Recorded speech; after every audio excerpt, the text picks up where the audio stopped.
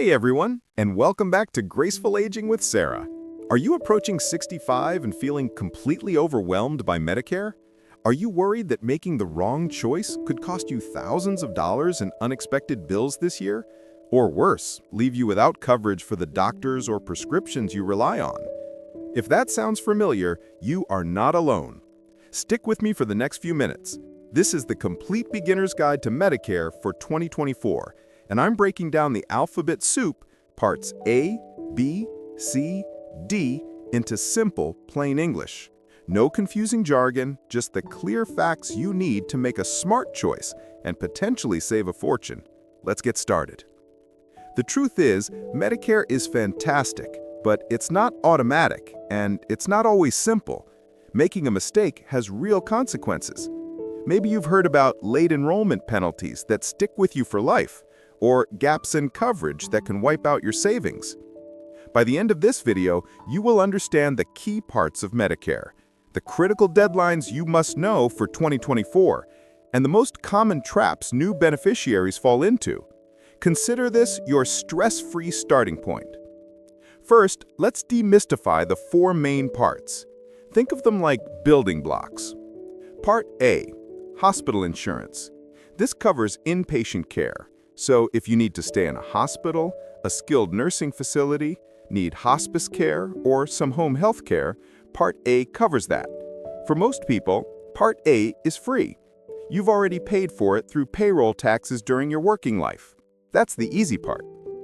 Part B, medical insurance. This is for your doctor's visits, outpatient care, preventative services, and medical supplies.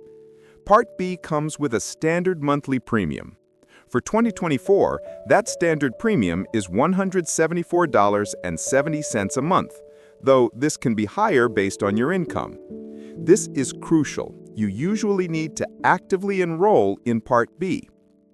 Part D, prescription drug coverage. This adds coverage for your medications. It's run by private insurance companies that are approved by Medicare.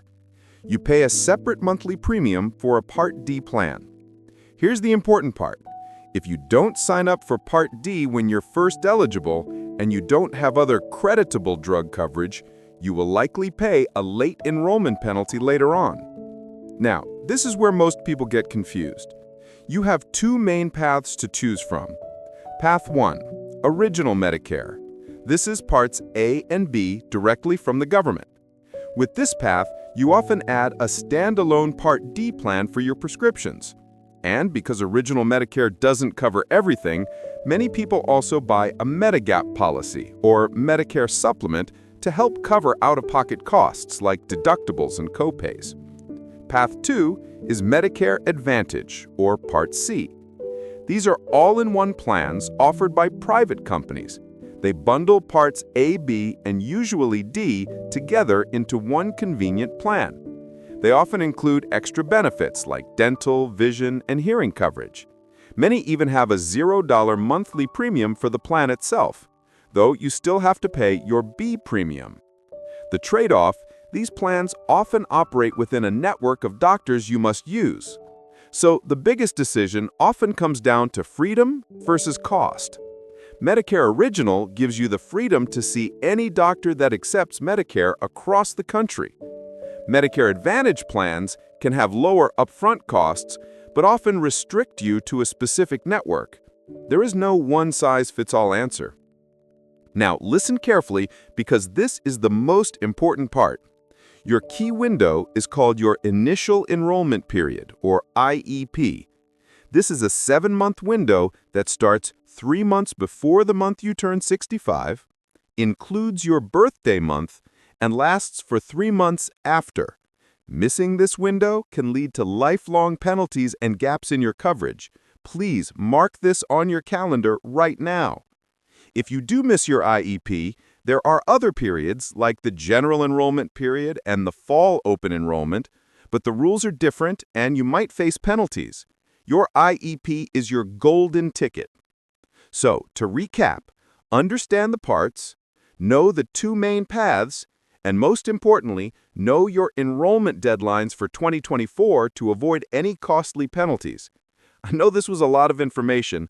What part of Medicare are you still most confused about? Let me know down in the comments below. I read every single one, and your questions help me plan future videos just for you. If this guide was helpful, please hit that like button and subscribe to Graceful Aging with Sarah for more clear, straightforward advice on navigating your health and aging with confidence.